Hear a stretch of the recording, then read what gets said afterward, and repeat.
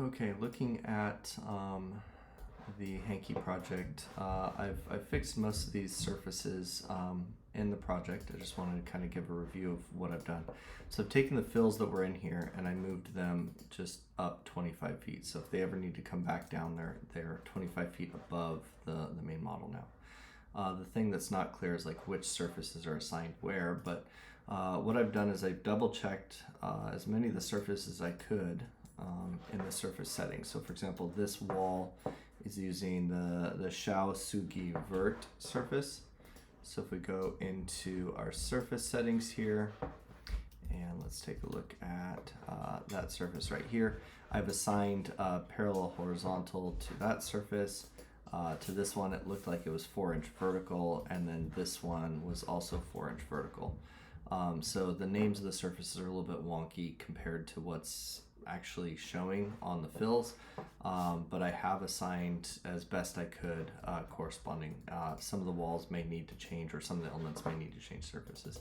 Additionally, on the proposed surface, if we come in here, this was not shown with the correct surface. There's a 12-inch vertical panel fill that was drafted over it.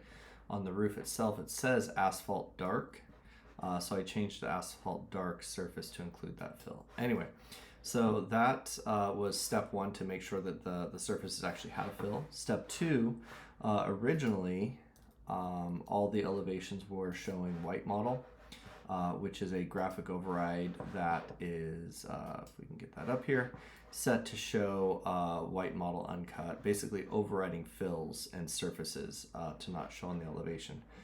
So what I've done is I have created an elevations fill here, so that we're not overriding those surfaces in the elevations.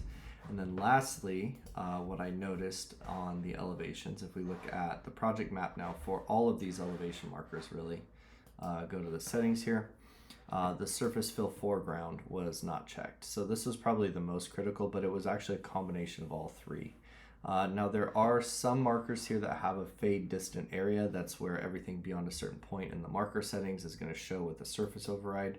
For those ones, you also need the surface cover fill foreground to be checked for those markers.